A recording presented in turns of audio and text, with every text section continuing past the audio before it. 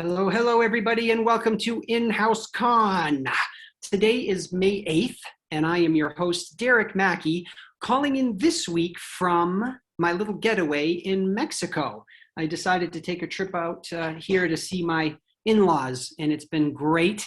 And so if my video lags a little bit, that's the reason why. We don't have the best reception here in Mexico, but hopefully it'll hang on during the duration of the show.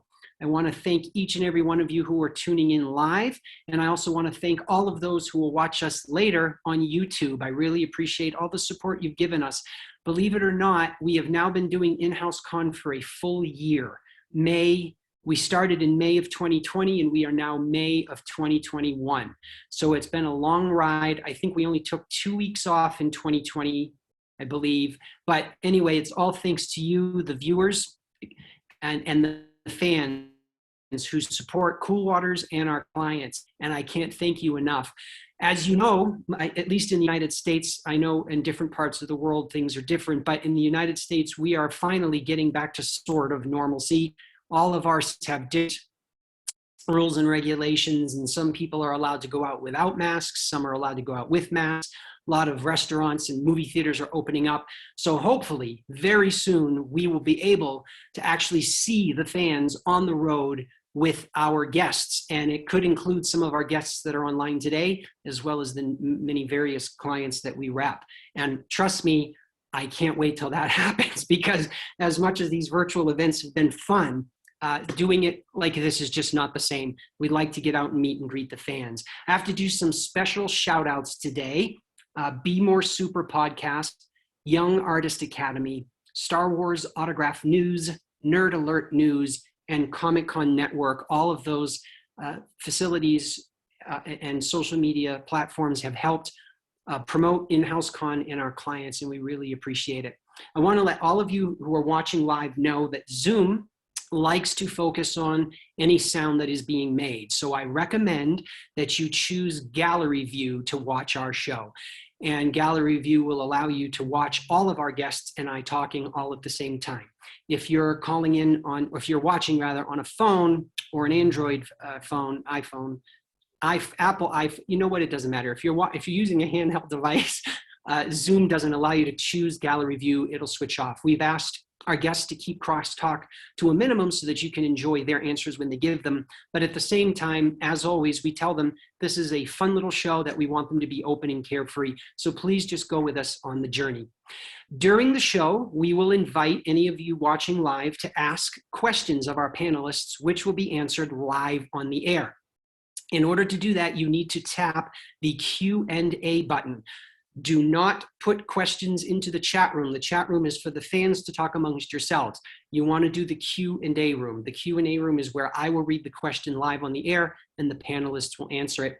I, of course, do have some pre-written questions, and I think without further ado, I'll start bringing on my guests so that we can get to my questions, because some of them, this is something that I tell people every week.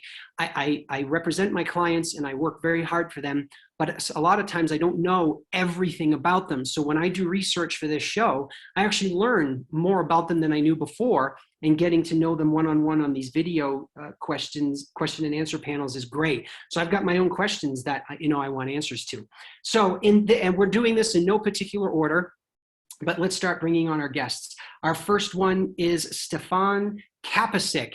Please, Tyler, let's bring on Stefan. And here I am. Hi, Hello. everyone. Hi, everyone. I'm greetings from Croatia at the moment. Croatia, wow, yeah. Incredible. Well, thank you for joining us. Not for long, yeah, but thank you so much for having me here. Absolutely, our pleasure. Let's bring on our next guest, okay? We're going to bring on Elaine Shanwan. Tyler, let's bring on Elaine, or Alain, with a pronunciation in French. Hello, sir. How are you? Good to see you. Wonderful. Good to see you. Where are you calling in from today? Montreal, Canada. Yes, Quebec. Quebec. I have family up there. I love it there. Yeah, it's good. And it's better in the summertime, but yeah, right now it's pretty good. Well, thank you for taking time out of your day to be with us. We're going to bring on our next guest.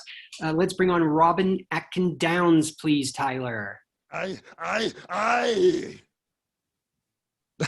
Hello, Robin. Can you guys hear me? The video will start very soon. Watch, everybody. This is the fun of live Can broadcast, you is mistakes hear could me? happen. We have a black box for Robin. That's his new Well, I job. can see Robin though. You can see me? I can Yeah, see I you. can Oh, hold on. Robin. Rob, Yeah, here I you can see are. everyone. There you go. Let me try that again. I. Hello. Can you see me now? I can still. Can you hear Yes, me? I can see you now. Okay. How you guys Loud doing? and clear. Okay, great. All right. We're good. I'm doing Where are you fantastic. calling in from, Robin? I'm calling in from the hills of Los Angeles. Somewhere in the hills up here Los Somewhere. Angeles. with the birds Excellent. and coyotes. Sometimes mountain lions. Do you need a map to find your home? All right. Well, thank Very you for easy to joining find. us. Let's bring on our final guest, Mr. TJ Storm, please, Tyler.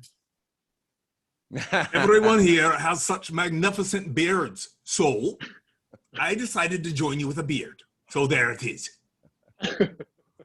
Nice. Hi, everybody. From Los Angeles, California. What's up? What's up? I love that program. See, if I had known you were going to pull that stunt, I wouldn't have shaved this morning. Is that an app, TJ? Is that like It some is. type of app? It is. It is the best. I can do the dumbest stuff nonstop. It is just ridiculous. So I just goof off all day. Where does one get that app? It is called Snap Camera. Oh, okay. Snap Camera. Cool. Thank you. Excellent. I love how we're doing commercials now. That's wonderful. Yeah. Yeah. But wait, All there's right. more. But wait. Well, guys, thank you all so much for being with us today at all the different time zones and all the different parts of the world. I think this has probably been our most different show with so many people in so many different parts of the world. So thanks. And we typically have fans that the world, including folks from Brazil, Mexico, Canada, as well as Germany, Europe, London. So there, and I think there's even a few out in Australia that tune in to the YouTube channel because they're on a completely different time zone. But anyway, it's great that we're all able to come together no matter where we are in the world. So thanks, guys. So listen, I'm going to jump into some questions. I've got questions for each of you individually, but I also have questions for you as a group, and that's where I'm going to start. And I don't think we'll go in any particular order. I think this is a typical one that we ask on InHouse-CON just because fans like to know, and here it is. How did you get into acting? And if you weren't an actor, what would you be? Robin, why don't you start us off with that? Yeah, that's an easy one. I'll start out. Why did I get into acting, or how did I get into acting? Is it why or how? Either you pick. Well, I guess I got into How? acting originally. Well, I was in boarding school in England, in Sussex, when I was a 6-year-old. It was my first performance. But I think I really got into acting in high school and college. High school because it was an escape for some things that were going on. And I realized when I went to college in San Diego that I loved acting. And that's what I wanted to do. And so I auditioned for a show at the San Diego Rep and was cast as Alan in Equus. And from there, I thought I was going to be a superstar. So I came to LA, and then of course, just everything hit rock bottom. And then I started from the ground up, with theater training, and came out to LA and did on camera, worked on sci-fi shows, all these dream gigs growing up. And then I got into voiceover. So anyway, that's in a short snapshot how my life sort of played out. All right. And if you weren't doing the fabulous career here in Los Angeles, what would you be doing? Oh my God. Well, honestly, I think what I'd be doing is real estate and remodeling homes, because I love it. I love going to open houses. I love looking at real estate, and I love remodeling. I have I was lucky enough 10 years ago, I went all in on this house here. It's a 1928 Spanish home that needed a lot of love. And so for the last 10 years, I've been renovating it. So it's just been a love project, and it looks awesome now. So I'd love to be able to do that to other homes. Are you hands-on with some of the renovations yourself? Yeah. Yeah, I've done a lot of crazy things over the years. I've dug, sewer ditches, and the most recent, this is not really, a big project, but it turned into, I wanted to build a tree house for my daughter. And I figured it's just a couple of, I've done enough stuff over the last 10 years, got a couple of pieces of plywood. It was just turned into this crazy nightmare of money and putting a drill through my hand. And it was definitely a COVID decision mixed with binging on the main Cabin Masters. But now I have it. So Wow. another addition here. Very cool. Well, we're glad that you chose acting as your profession because your resume is incredible. So thank you, sir. Let's move on to Stefan. Stefan, how did you get into this crazy world of acting? And if you weren't an actor, what would you be doing? Well, I need first to start with that my mom was an actress, but when I was born, she had a decision to make between her career or, family. And thank God she decided to be with family, and she stopped acting. And on another way, my dad, he was a world champion in basketball.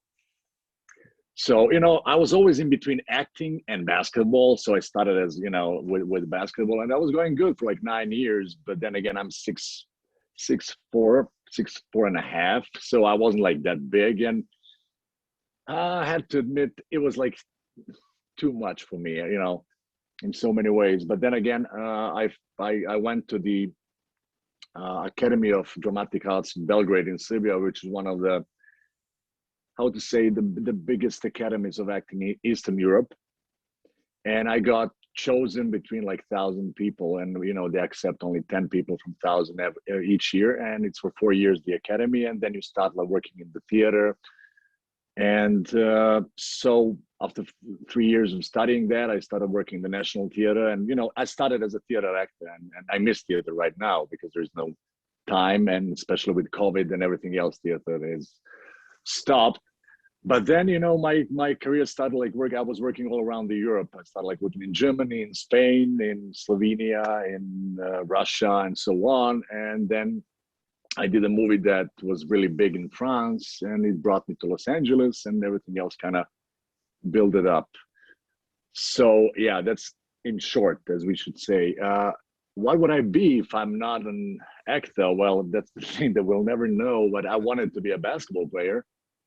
But then again, my dad won a golden medal, so kind of he did what the biggest things in basketball. But I don't know. I think I would be a historian or something in a that's my hobby in a way. But I would be in antiques. I don't know. I generally don't think about it because like life as an actor is so beautiful that I just don't know what else. Right. No, that's great. It's a good answer. The antiquities is fantastic. I love museums and myself. So, but.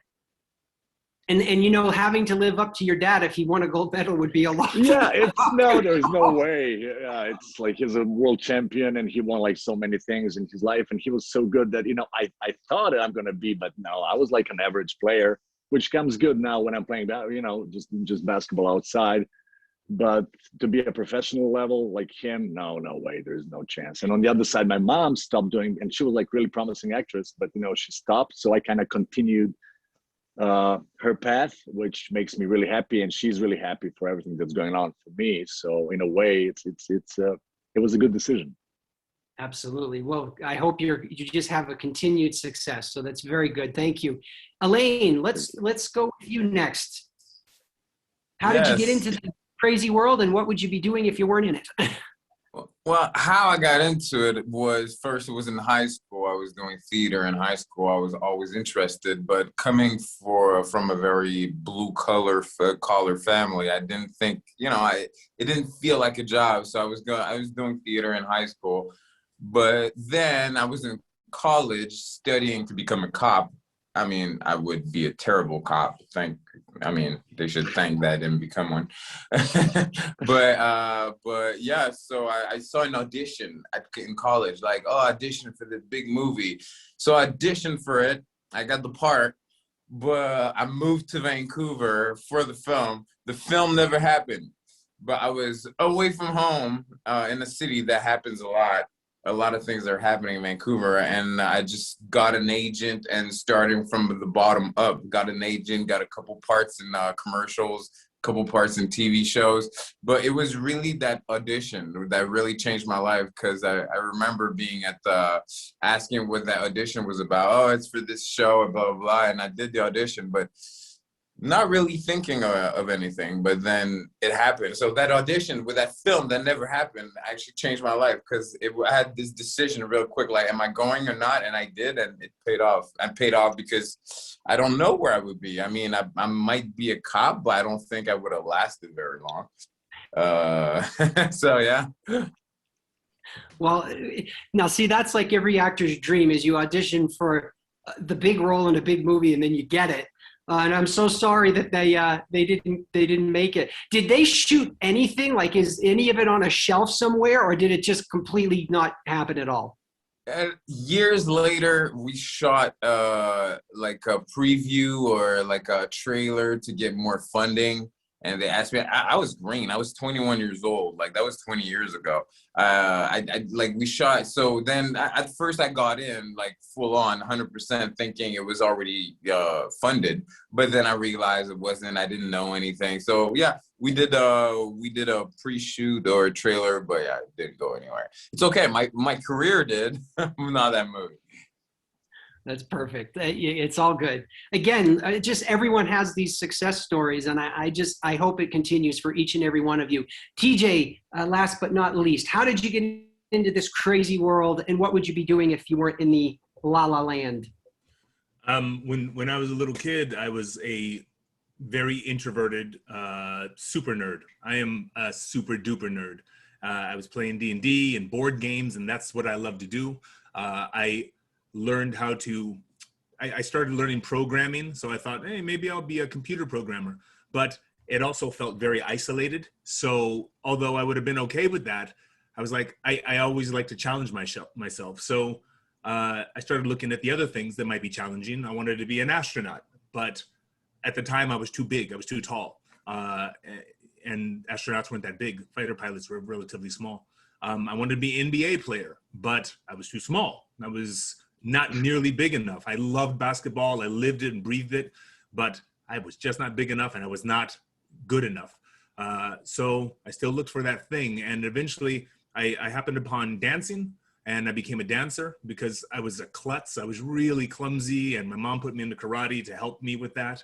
And I learned martial arts, and I didn't know that I would use it someday to do other things. I just thought, this is what I have to do after school, or my mom's gonna ground me. And she made me go, and I kept on going. And at the same time, I started learning how to dance because I wanted to be cool. I was a nerd, and being a nerd back then was not cool. So I learned how to dance, and I became really, really good at it. Eventually, I won over 200 dance contests. This is during the time of breakdancing and stuff like that. And I came to LA, and I did a bunch of music videos, and then eventually I got a record contract and got screwed out of the record contract. Although we did concerts and everything, completely got screwed out of it. And I was like, well, if the business can be this dirty, at least I want to see it coming. Let me try acting. How hard could that be? And wow, that was hard. But I had an okay look for it, and I had skills that I didn't think I would use. They were like, oh, you can kick and you can choreograph, because when you're fighting on film, basically it's choreography, it's a dance. And those two things kind of clicked into place. And being a nerd also allowed me to move in particular ways that most people don't think about. Most people don't walk around the house like a giant radioactive lizard, or think about, what is it to be made out of metal? How does that work?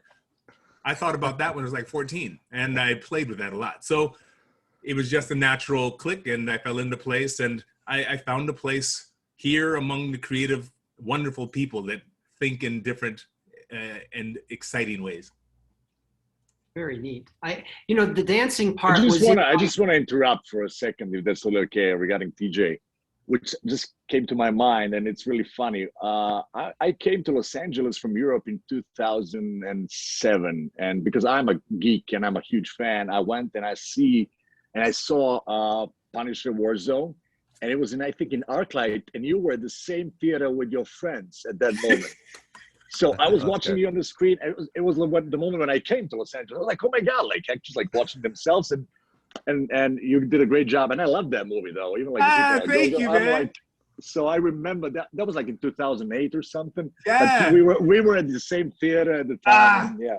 I just want to share that memory. That's amazing. I absolutely love movies, and that was one of the biggest movies I'd gotten to work on at the time. So I was like, you guys, we're gonna go see me. We gotta go see it. And it was so exciting. That's awesome, man. Thank you for sharing that. That's freaking awesome. Wow, what an incredibly small world to have something like that happen. That's incredible, really incredible. Stefan, thank you for sharing.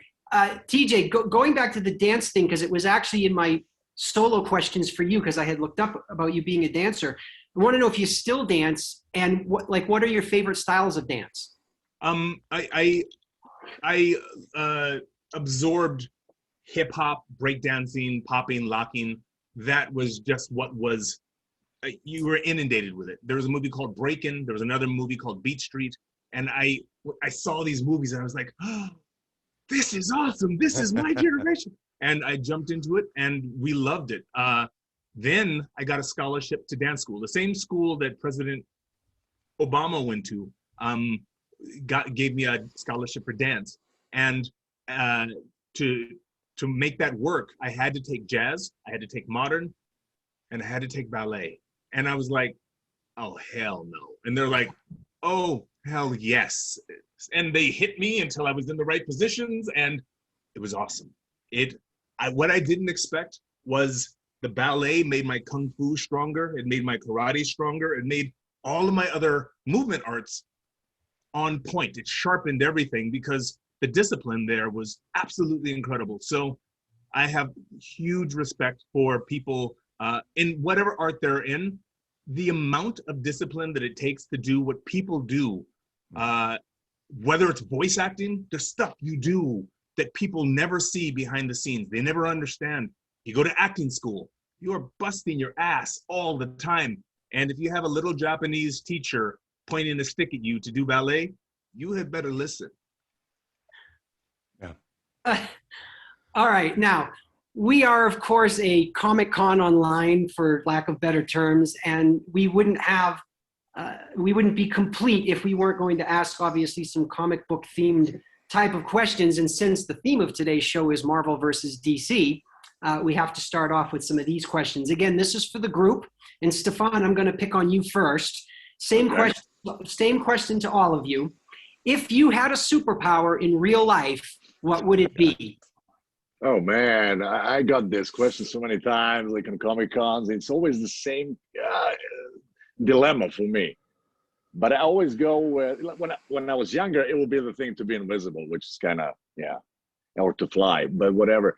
But nowadays, I think the power of Professor X would be something that I would love. Telepathy, and I kind of think I could use it nowadays for like lots of good things. For good things, yes, because it could be easily used for bad things. Well, I'm a believer, and I'm a person that wouldn't go bad with that kind of power. I wish no one ever answered this question. Like I would like to have Spider-Man's powers. I just don't know. Like nobody cares. Like being Doctor Strange or something that would be kind of. I don't know. Well, I'm a geek, so I want it all. I want all the powers. Right. I want to beat Thanos. I don't know. So but if we had to go, smaller than just like Professor X for this con, I don't know what I'm gonna think for the next one. Oh no, it's all good. Just only Professor X. Yeah. Mine would be wanting to fly. I've wanted to fly since I was a kid, so that'd be my superpower. Robin, how about you? What would your superpower be? I'd probably go with wanting to fly too. My my grandfather was he was a Spitfire squadron leader in World War II, and Wow. obviously, I don't know where that gene went, because the older I get, the more fear I have of heights. And when I was in my 20s, I wanted to skydive, just try it. I couldn't find anybody to do it. And now there's no way in hell I would step out of a plane. So yeah, if I had to go with one power, probably flying. I'm also an avid surfer. So if I had any power that could just help my surfing powers, I don't know what that would be. Flying could actually do that, though, so it'd be okay. That's true. I could just fly through the barrels, and I could fly to Indonesia and all the places where the perfect waves are, and not have to spend 3 days on a plane. Well, Robin, Silver Surfer, whatever power. Silver Surfer, dude, of course. Yeah, that's a toughie, though. Nice. Yeah. Good call, Elaine. So perfect. Since we have Elaine, what's your superpower, sir? Like Stefan, when I was younger, it would be like to fly, something like that. But now I'm married, so it'd be to be deaf. Deaf. Like you don't hear anything. What did you say? No, I didn't hear you. I'm kidding. She's listening. That's why. Oh no. Well, you won't be married for long now. Yeah. No. She's worse. She's worse. You should hear the jokes she tells on me. Love you, baby. All right. TJ, what's your superpower? I like the idea of flying, but after jogging on the street in LA, you're covered in grit. So I know that I would be covered in dirt and pollen particles in 5 minutes. So I will teleport. I will get to the same place and teleport, find the waves, enjoy the wave, realize the wave is too big for me, teleport to Dairy Queen, be chilling there for a hot second, then back to the beach, and I'm good with a frozen, frosty thing. Root beer float. I love it. Hey, I just wanted to thank... I'll join you with me. I want to thank you guys for, it's interesting hearing about all your stories. And, when you come into these panels, you're thinking, well, okay, which character, what am I going to say about this character and blah, blah, blah. But I think the important thing that everybody is bringing up is that, that we're also lucky in the passion. I don't even know how to say this, but when you guys were talking about all the training, like TJ, you were talking about ballet and your passion, it just brought me back to all of my theater training, dancing, and Stefan, you were talking about basketball, and I don't even know. I'm all over the place here, but I just think that we're all very lucky to be where we are, and to have the support of all the fans out there, and to be working on all these projects, whether they're DC or Marvel. It doesn't matter. To me, there's no verses. It's just all of these incredible characters that were created that we get to be a part of, because a lot of other people brought them together. Anyway, sorry, that was a tangent, but just really appreciating this day, especially after, a year and a half of COVID. So thank you. Robin, I love that heartfelt sentiment. And I personally appreciate your comments. So thank you so much. That gives a different level to the show, so thank you. Thank all of you, So, but now that we're talking about Marvel versus DC, Robin, because it's the next person on my list. We have to talk about it now. And well, because it's what the fans like. Right. And we're going to, again, no pressure, because, some of you are in one, some of you in the other, or maybe you do both. But we do have to ask the question, which do you prefer, Marvel or DC?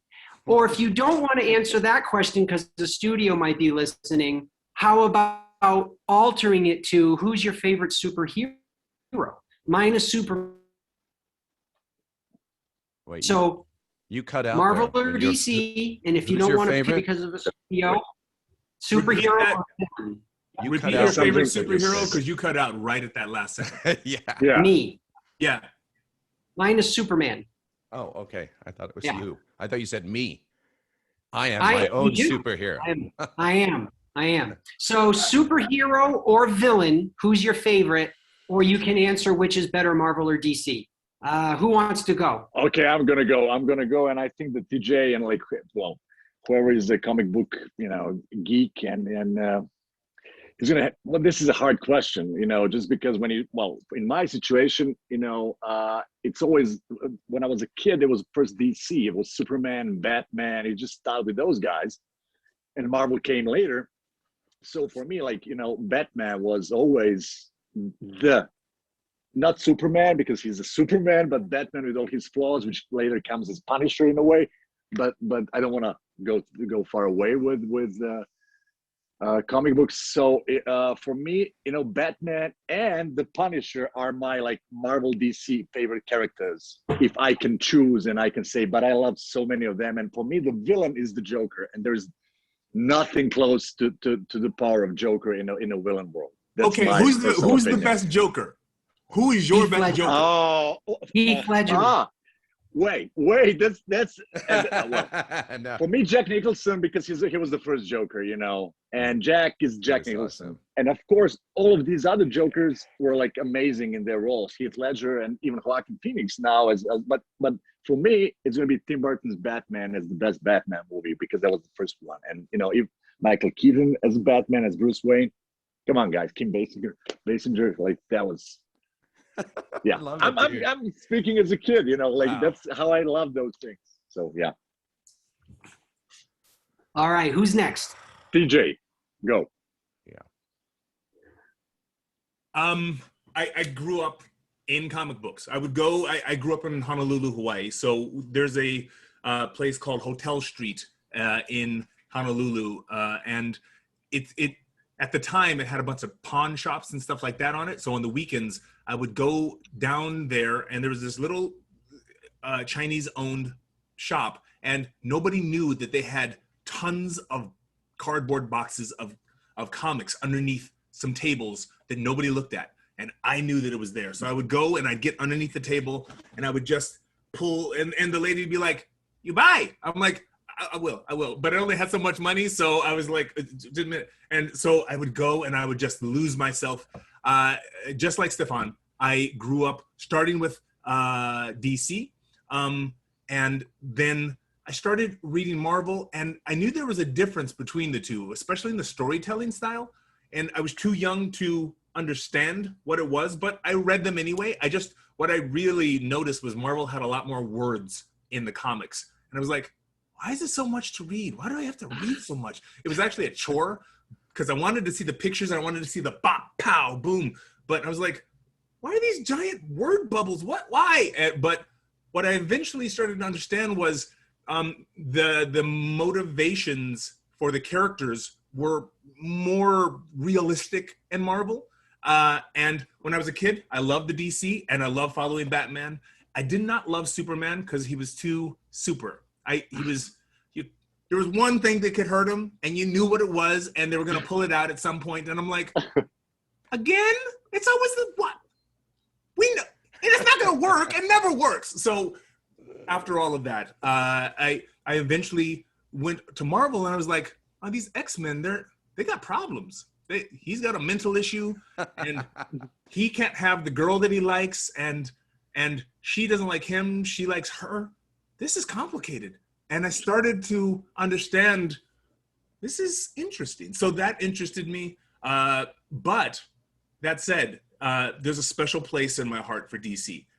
You can't unsee a picture of Batman standing on top of a building looking down with the moon behind him. You're just like, oh, he's going to mess somebody up. And you don't get that feeling from anything else.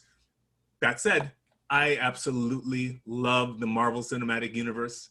It is a new genre. It is its own new genre, and it is it is a world mythology. It is a new mythology for all of us to not only work in, but to live in and to escape to. So thank you, Marvel, for that. DC, they are rebooting, but each reboot is interesting and new, and I love that. That said, I absolutely love Suicide Squad. It is one of my all-time favorite movies, and I get crap from my friends, but Jared Leto's Joker is one of my favorite Jokers of all time. Oh, wow. I love him. And Wow. for Okay. me, he was the first one who was kind of realistic, because I was like, Joker's so crazy. Who's going to follow this dude? Why would you follow that? He's a maniac. But Jared Leto, he felt to me like he had serious issues, but he handled them when he had to, so that he could lead his people to do what needed to be done. And I was like, now that is cool. And Alain's character scared the crap out of me. It was awesome. That was beautiful. Man. So I absolutely love it. I've watched it like 5 times, and I love it all. This is exactly what I was talking about. You guys are so prepared. You guys were fans as kids. You're killing me here, because I'm sitting thinking in the shower, like, what the hell am I going to talk about today? Because honestly, like when I play a role, I have to look it up and go, wait a minute. Oh, okay, this is Warner Brothers, so this is Marvel, right? And then this is, I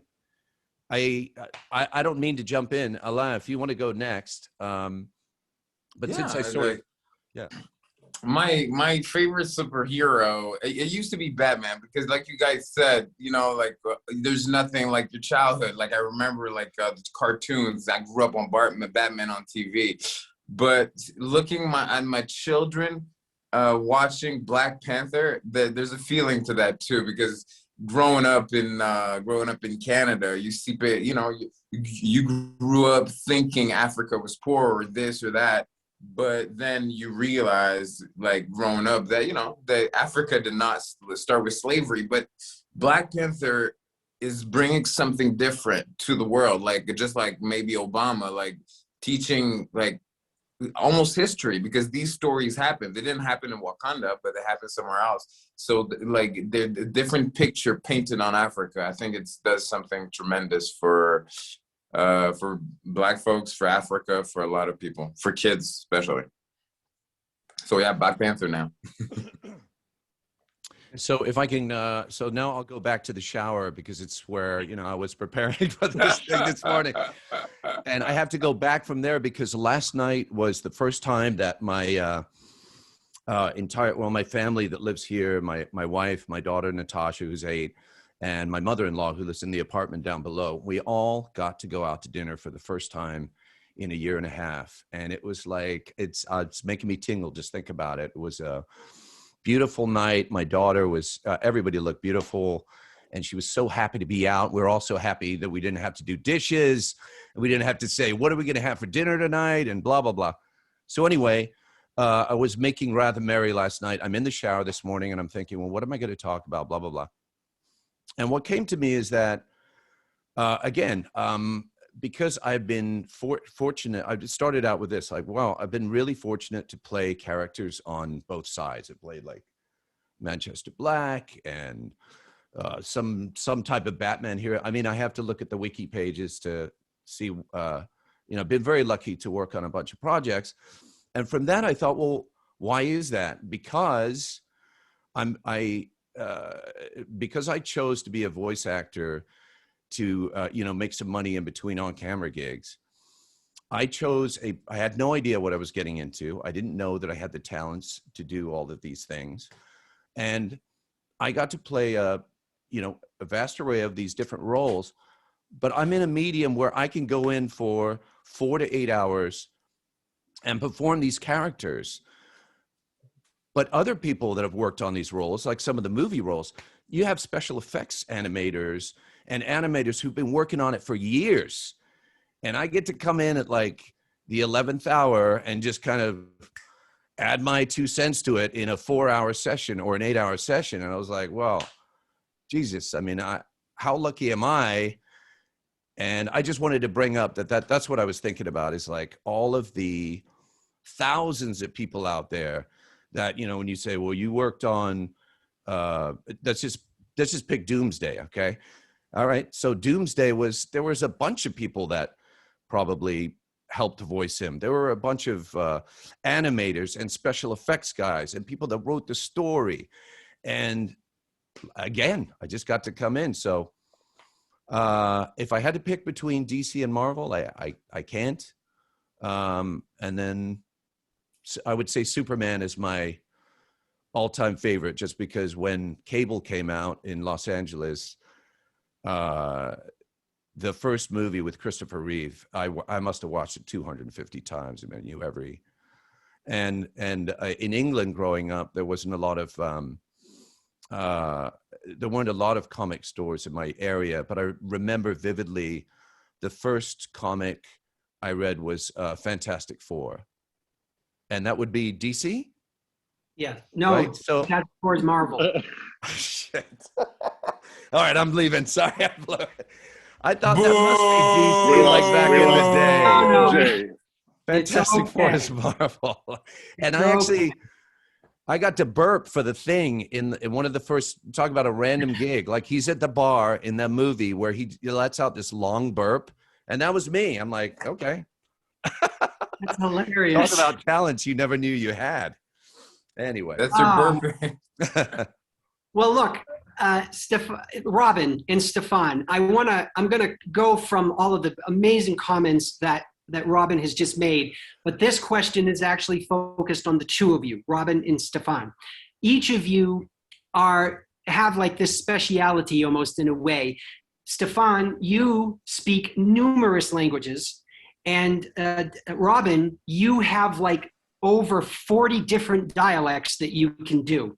So this is where the question comes in for the two of you specifically, because we're dealing with voice and dialects and languages. I'd like to know, Stefan, how many do you actually speak? And is it hard for you to switch between the two? And then Robin, do you speak other languages?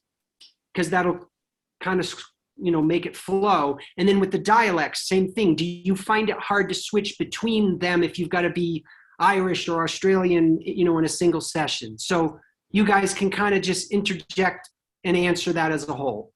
Well, the thing is, if you're like from Europe, from Central Europe, and that English is not your first language, of course that you need you just intersect with all the other people around. Like for me, and specifically, I was born in Germany, and I was raised in ex-Yugoslavia. Yugoslavia fell apart to 6 little countries which speak similar languages, but then again, not the same as Croatian, Serbian, Bosnian, Macedonian, and Slovenian. So if you just get like this kind of thing and everybody talks all these languages, you just get like 6 of them by being born, being raised in that specific area. But then again, all those languages are similar to Bulgarian or similar to Russian because it's a Slavic language. And then English is your first language in your school. Plus, I was born in Germany, I have family in Germany. So it's kind of combined to a lot of languages, which I don't want to, like if I go with fluently speaking, I can speak, of course, English, all these 6 languages, which, as I said, and of course, English, German, Russian, and I can understand Italian and Spanish, but not talk. Well, so in the end, it's like around 10 languages. And which you need to use. I'll bounce back to you, but you saying that, so it just sounds like you were surrounded by a lot of languages. You're also surrounded by a lot of dialects in those languages. Like you said, in Germany, and people are speaking different dialects in different parts. And it's the same thing growing up in England, which now I pretty much sound like an American, but I've known for doing British American because I was born and raised there. And I was surrounded by, and you still are today, if you listen to the news, it's not just BBC News. It's, some guy up here is reporting, or, it could be any dialect. And growing up, I was sort of a mimic. So, my Uncle Ted was reading, a famous seaside place called Blackpool that's noted for fresh air and fun. I was just like, I used to imitate it. And I thought everybody could do that. They were just like, well, and so again, like my career has pretty much been, it's sort of evolved from people asking me if I can do things. Like you say, probably the dialects is over 60 now, because people say, well, can you do this? Or can you do a Northern Ireland or a Southern Ireland? You can do this. And I'll listen to it. And I just have a really great ear and I can pick it up. So that's, so very similar to what Stefan was saying. Language is so fascinating. And, what's sad is I wish that I could speak French because my family is Canadian. And And I wish now that I could speak Spanish, because my in-laws, my second family are all Spanish, and I'm learning little bits and pieces, but I find it absolutely flabbergasting to any of you guys that can speak the language and do it like quickly. It's you guys are incredibly intelligent, and my hat's off to you. So thank you for that. And see, now, Robin, that was a non-comic book question, so there's no pressure here. So, Elaine, I want to switch to you now. You have, I hope this little fact I found is true. You have an interesting how you proposed to your wife. Could you share that with? Yeah, it was a little crazy. We decided a few years ago, it was in 2014, we went to the Amazing Race. It was fun. She wanted to do it. I did the audition with her. I didn't know we were actually gonna get picked, but we did. So we ran across the world, France, China, Canada, and I decided to propose when we were in France, and a bunch of stuff happened. It was crazy. It was a crazy experience. It's a TV show. It's a race, and it's a TV show. It was an amazing experience. But yes, I proposed to my wife in France on TV. I mean, she loved it. Wow, that's awesome. Was she at the Eiffel Tower? Yeah. What was the on the Eiffel Tower? Was she expecting it at all, or was she complete shock? No, not at all. We had been together for maybe 2 years.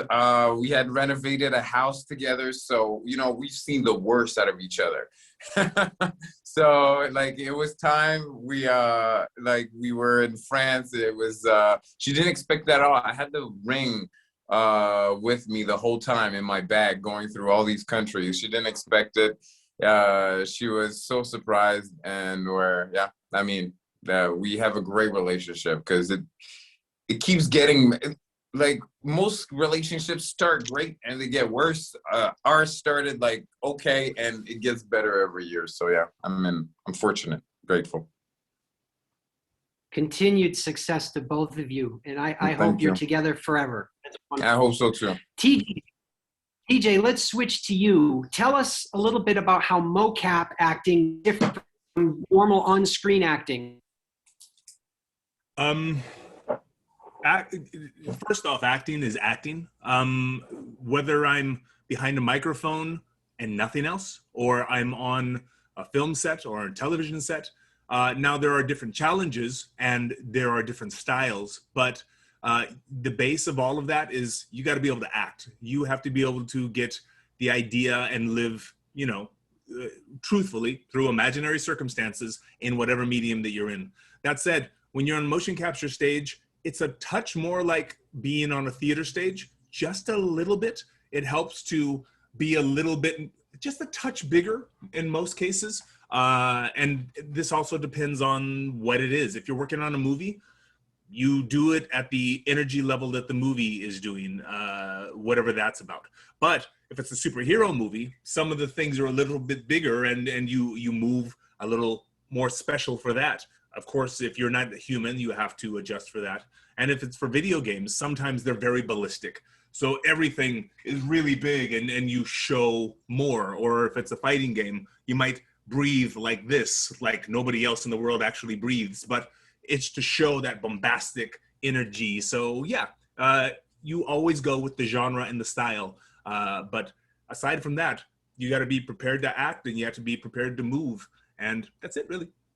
I think I totally agree with TJ. I think the only difference for me is that, and I think it's a sort of amalgam of all the mediums. And I love doing mocap, but for the main reason that in film, when you're doing a close-up or something, you've got to worry about where the camera is. Sometimes you're not focused on an actor. You're focused on like a screw in the camera or the side of the lens. And in mocap, when they shoot it, there's cameras everywhere. They can shoot it from upside down, sideways, whichever way they want. So you basically just, aside from not being able to wear the clothes of the character, because I know all of our training, it's like you wear the shoes of the character and the clothes, and that's coming in, that will come into play. But aside from that, it's the freedom to not worry about, once the director has placed you, to not worry about, where that camera is and just kind of enjoy and have fun. So continuing on that tangent, Robin, and man, you should like be my co-host on future shows because you're incredibly talented with these interjections. I love it because it gets my brain going.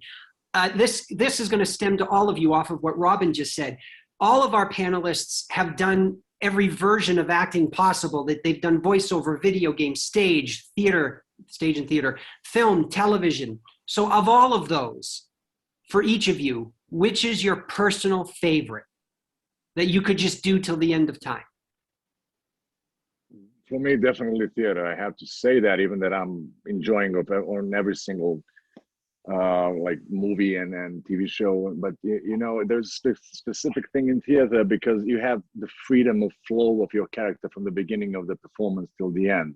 You don't have cuts, you don't have makeup changes, you don't have things that are in a way stopping you from being the character as you wish. So if I'm asked in that way, when you're playing like a Greek tragedy, or you're doing Shakespeare, or you're doing Moliere, whatever, in a way, playing that character on the stage in front of audience and everything else, when you get the power of becoming the character and don't see anything else except your own feeling, that's something as an actor for me is the theater is the essence of an actor. And that's what, well, of course, movie is movie and TV show is a TV show, but everything started with the theater a long time ago. So who wants to go next? Elaine does. Yeah, I'll go. I think it's a hard question because the reason I became an actor is, and I'm also a stunt performer. I do mocap and I did stage. And the reason why I do all these things is because it's not the same and it brings me different things. And like Stefan was saying, theater is the core of acting. You can be the character and stay the character, and you get a different performance every night. When you're on film, you cut very often and stuff, and you have on TV, you have less time to prepare, which really sucks. I mean, if you need that time, but I mean, yeah, theater would be my number one, but I don't think I would want to have one till the end of time. But the fact that they're all together is what I love about it, definitely. I just want to interrupt, and those questions are like favorite characters and so on and so on, and the question to choose between all of these, movies and theater and shows and think about the money, Stefan. That's all about. Yeah, if money wasn't Let's involved, be honest, it doesn't pay as much. I totally, yeah. I mean, that's the thing too. It sounds like all of us were super passionate, started out in the theater, and still, in my heart, I was, in my late teens and 20s, I was like, I would do theater for the rest of my life for nothing, to just get that feeling that I get when I make a connection with the character and a connection with the audience. And I was in Philadelphia getting my graduate degree, and I was doing quite well in the theater, but there was only really one Lort A theater, which is the top, where at that time it was like $700 a week. And that was like, oh my God, I have arrived, it's never going to get better than this. But after a while, it was like, well, I'm seeing all these guys on Broadway who are soap leads and soap actors. And I felt like, well, I'm a theater actor. So I'm going to go to LA because I want to work on all of these mediums. So anyway, that being said, my passion would be theater, but the reality is that I enjoy things that theater cannot buy. And I'm fortunate to work on all these different things.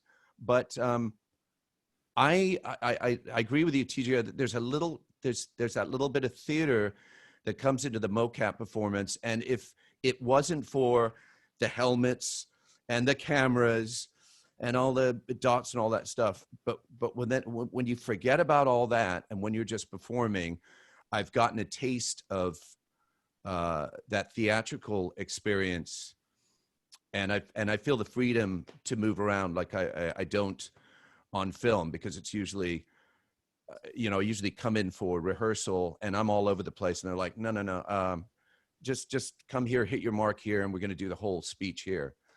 So there's more freedom with the motion capture. So I'd like to do more of that in the future. And also the fact that you can be anything, like you said. You can be a metallic monster, Stefan's role, Alain, you get to be this crazy creature. So there's just no limits, especially now with the way movies and animation, everything's just crashing together, and that the sky's the limit. We can do anything, right? So that's it. That's all I got. Highly intellectual guest, Mr. Downs. TJ, you're the last one to take a shot at that question. Let me tell you by what I don't want to do. Soap operas. I don't want to do soap operas. I will tell you that I went on The Bold and the Beautiful, and I have to work hard to memorize lines. Some people, it just comes to them and they're like, oh, look at this page. Okay, I got the entire book. And I'm like, I hate you. But I have to really work to absorb the lines, and it takes me 3 days, 4 days. Then when it's all in there, I'm like, okay, I am ready. Then you walk on the soap opera set, and they're like, oh, we wrote the entire script. Here you go. And I'm like, why? And you got 5 minutes before they're going to shoot you. And there was steam coming out of my ears. I was freaking out. And they did the same thing to the leads, and they handed them the leads, and the leads were like, oh, okay, we're good. And I was like, oh, come on, man. So if I never have to do another soap opera, I'm okay with that. That said, the multi-facets of me love all the different things. I mean, TV, you move fast and it's fun, and you get the stuff out and you get to see it not long after. You don't have to wait 2 years. Film, you get paid well. You get time to prepare. You get the light and the makeup, and you get the entire event. And then 2 years down the line, they blow it up and kaboom, it's an event, and it's amazing. And everybody goes to see it. Everybody, for good or for bad, has something to say about it. That's awesome. That is kind of what we imagine when we become actors. Motion capture, performance capture, you can be anything. I have been everything. I have been Black Widow in Captain America Civil War. You didn't know it was me, but they needed a shot, and they're like, oh yeah, we have one more shot. Could you do? I'm like, wait, what? But I learned her movement. I did a quick, it's a very small shot where she walks up to a group that's talking because they missed the shot on the day, and we got it. You can be anything. You can do anything as long as you're down to have the imagination to play. So basically, I am a giant schizophrenic child, and I love it. So let me just play wherever I can play, and give me more, please. And last thing is voice acting. I don't have to shave or anything. I could just show up and be like, blah, and it's amazing. It's really, really fun. And during COVID, you don't even have to leave your house sometimes. So yes. We have many talented artists today with many preferences and interjections on everything, and it's amazing the work that you guys put forth.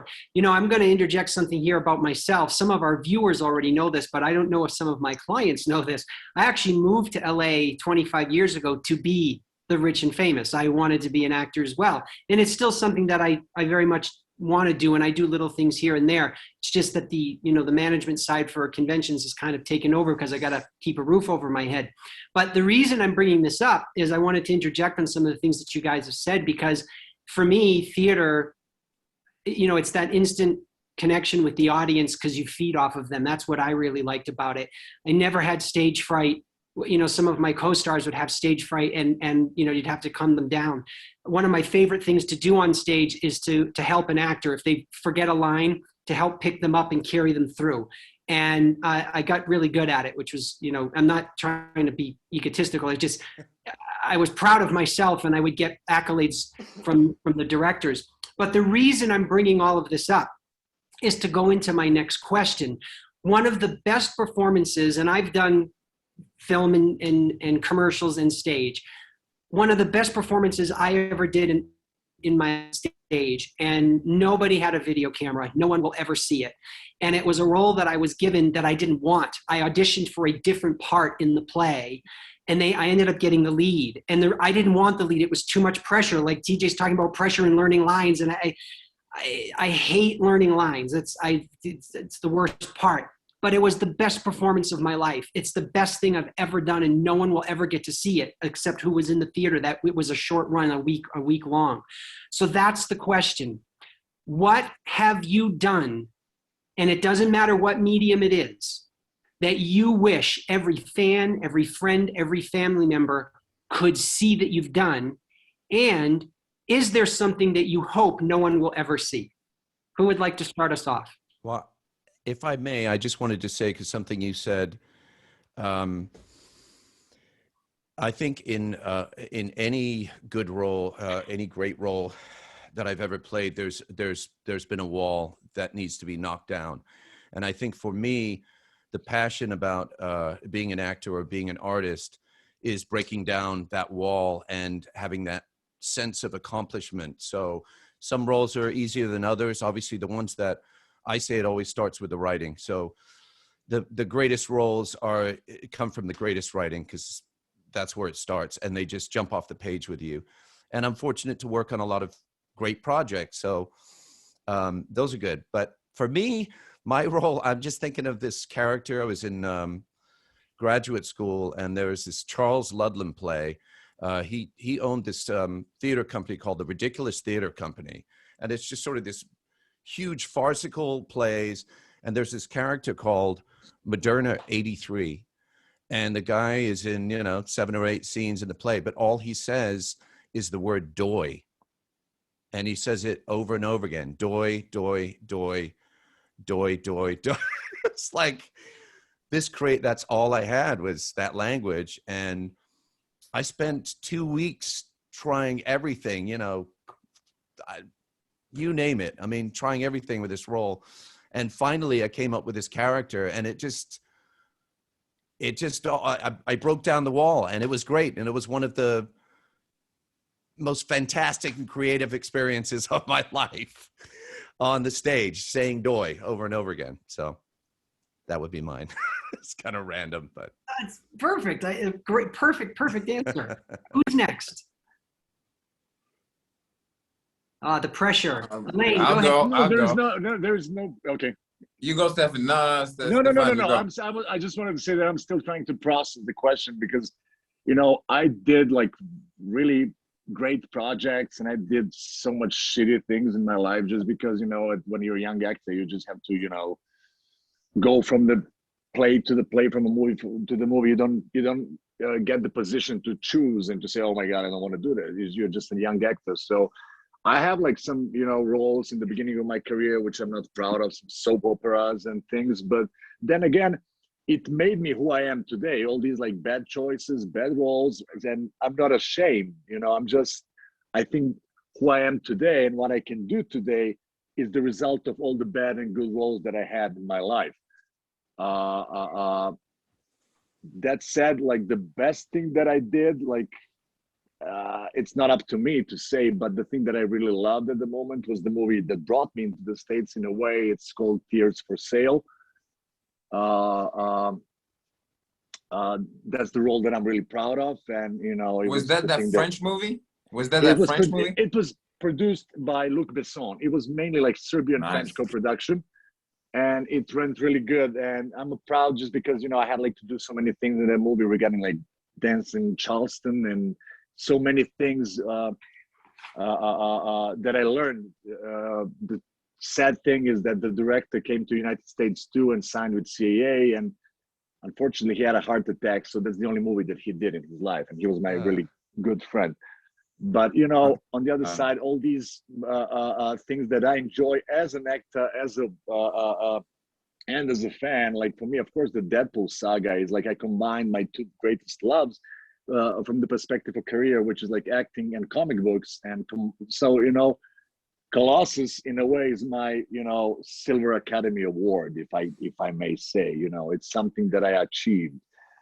To be in a movie that starts with a Marvel sign. So it's, like I can talk and, just let me stop here.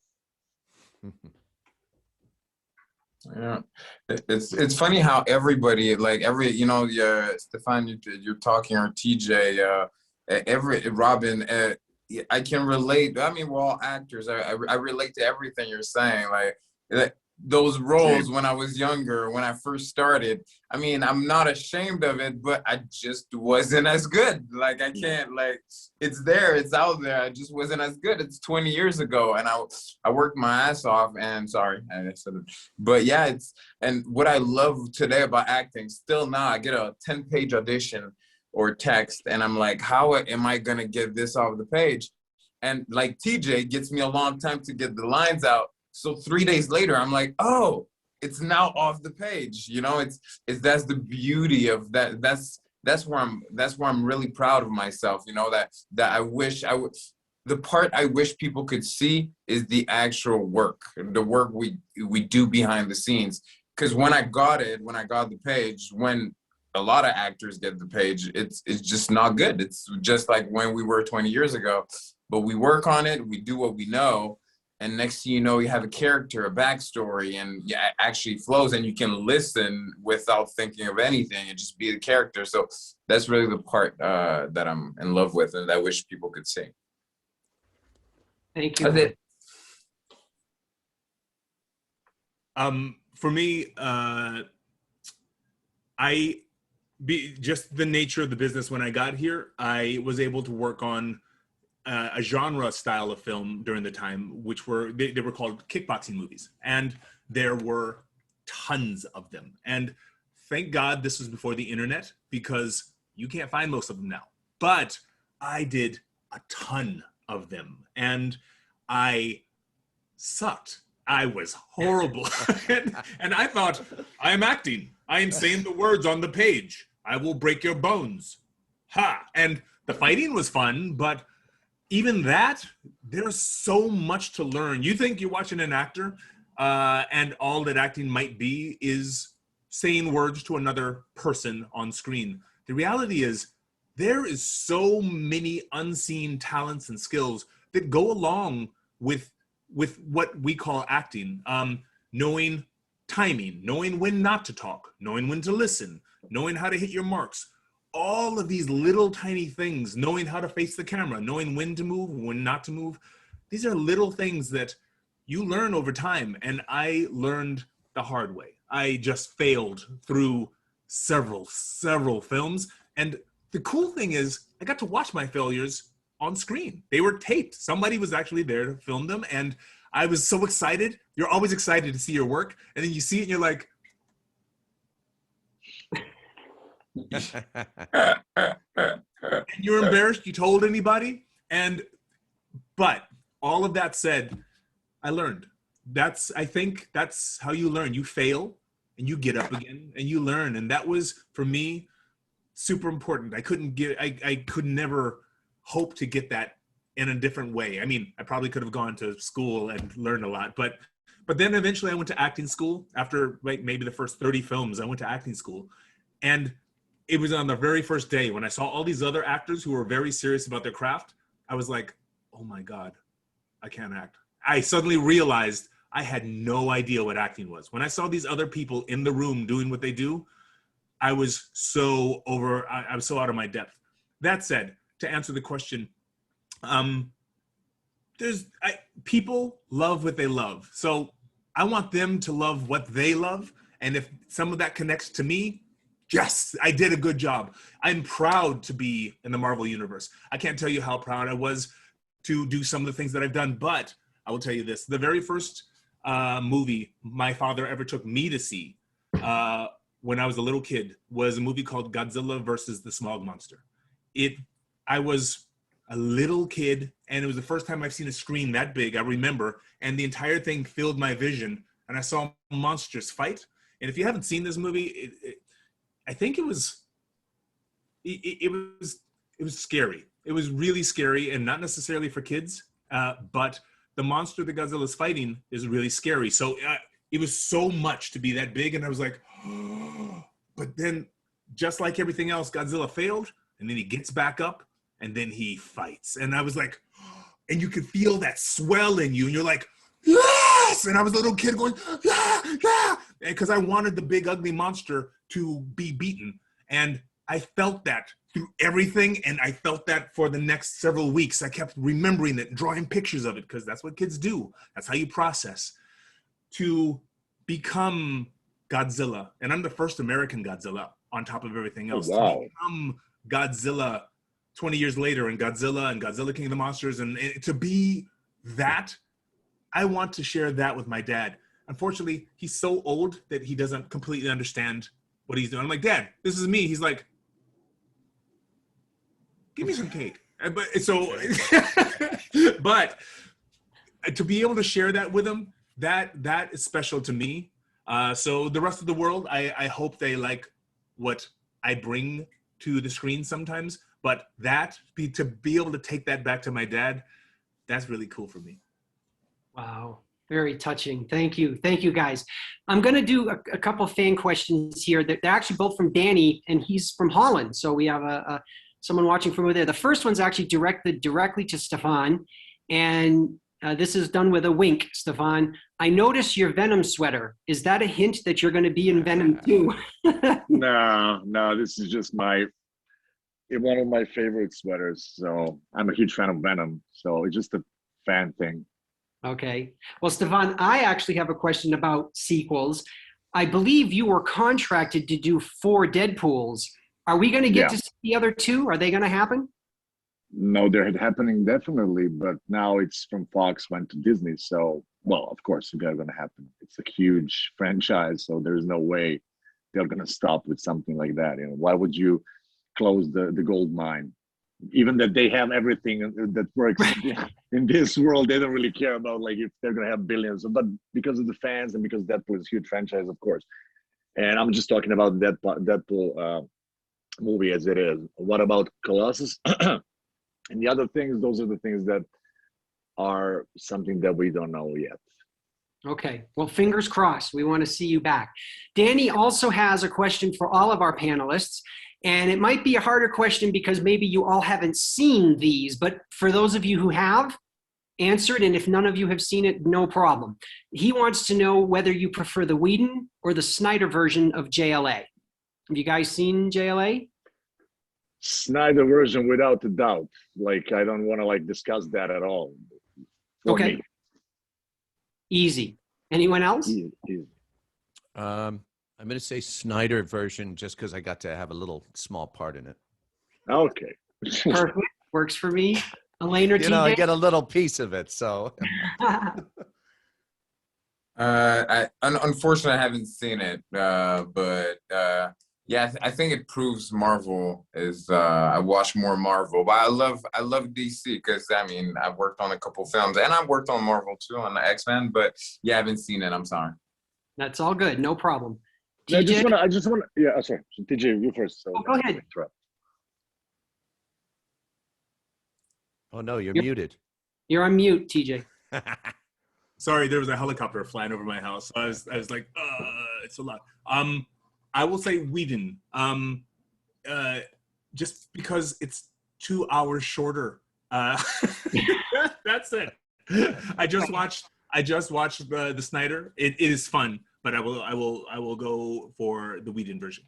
Okay, Stefan, you wanted to interject something. No, I just wanted to say that I was like, for so many years, as I said, as a comic book fan, I cannot like make that kind of difference between DC or Marvel or Image or, they all have Dark Horse comics. If you're a comic book fan, you cannot like split all those characters because you just love the comic books and there is the love for the art and the love for so many things.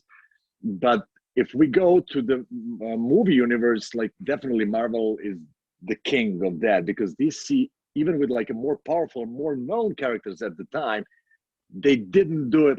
They didn't do what Marvel did. Like starting with Iron Man, who was one of like least likable characters, and thanks to Robert Downey Jr., it became the Iron Man. Everybody knows about it. And I didn't care about the comic book. I never bought it. Like it's an Iron Man, whatever. But so then again, if we go like regarding the Marvel or DC movies, definitely Marvel movies and maybe like shows, but like regarding the movies in the universe, Marvel is without a doubt much more powerful and much more clever in that way, which is really weird when you have Superman, Batman, and even Aquaman. Like, Yeah.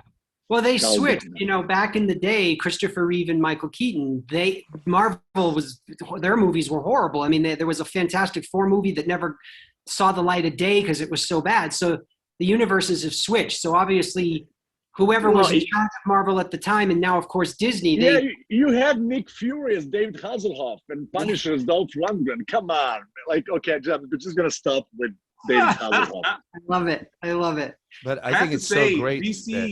DC did amazing television shows. They have really solid television shows. And Green Arrow, he was vicious when he first came out, and The Flash is fun. It's a CW. It's all fun stuff.